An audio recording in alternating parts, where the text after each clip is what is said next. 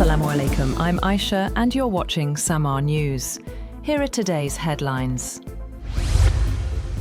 Pakistan's armed forces have carried out precision airstrikes on military installations in Kabul and Nangarhar, targeting facilities actively supporting terrorism. Speaking to the media, Federal Information Minister Attaullah Tarar said the airstrikes successfully destroyed technical support infrastructure and weapons storage facilities at 2 locations in Kabul. In Nangarhar, the Pakistan Army targeted 4 military installations linked to the Taliban, destroying associated logistics hubs, ammunition depots, and technical infrastructure. The minister also rejected claims by Taliban spokesperson Zabihullah Mujahid that a drug rehab center was targeted, calling the statement ridiculous.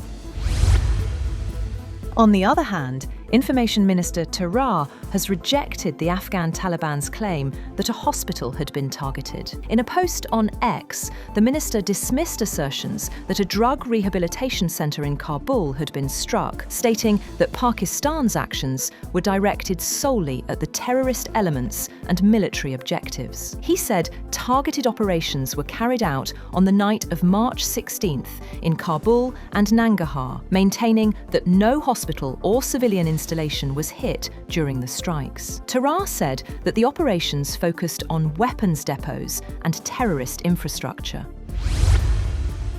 Meanwhile, Israel has claimed to have killed Iran's top security official, Ali Larijani, and Basij commander Gholamreza Soleimani in fresh airstrikes, marking a major escalation in the ongoing war. However, Iran has not confirmed the deaths, keeping uncertainty around the high-profile claims. Israel's defense minister, Israel Katz, said the military had killed Larijani in overnight airstrikes. Katz also claimed that Gholamreza Soleimani, commander of Iran's Basij militia, was killed in the same wave of strikes. The Israeli military said the operations were based on precise intelligence and targeted senior Iranian regime figures.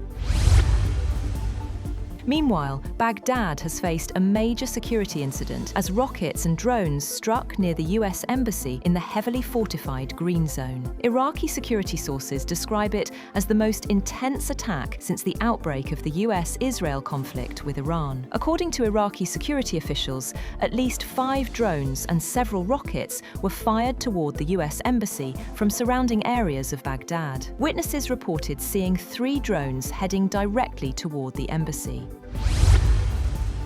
US President Donald Trump says Iran appears interested in negotiating an end to the conflict with the United States and Israel. However, Trump said Washington does not know who is actually leading Iran. Speaking at the White House, he noted that Ali Khamenei was killed in the early strikes of the war, while new Supreme Leader Mujtaba Khamenei had not appeared publicly amid reports he was wounded. Trump also said he had spoken with Emmanuel Macron about helping reopen the Strait of Hormuz, adding that the French president was willing to assist and had been supportive of late. Trump ranked Macron 8 on a scale of 10, conveying a positive view of his French counterpart.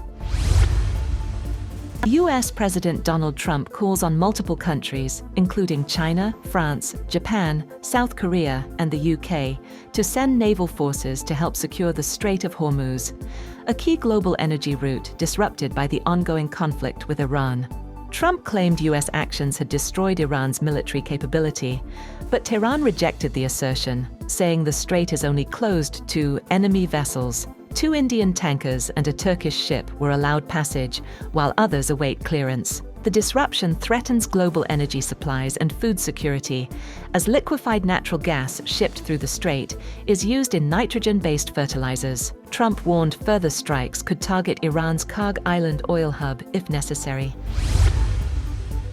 Iran is exploring relocating its 2026 FIFA World Cup matches from the United States to Mexico due to rising security risks following recent US and Israeli airstrikes. Mehdi Taj, president of Iran's Football Federation, said the team will not travel to the US unless safety can be guaranteed. The proposed move affects 3 group stage matches in Los Angeles and Seattle, raising major logistical challenges for FIFA, including stadium availability, travel, and broadcasting. FIFA has not yet commented, while the Asian Football Confederation said no formal withdrawal has been submitted. A decision to relocate would mark a first in modern World Cup history.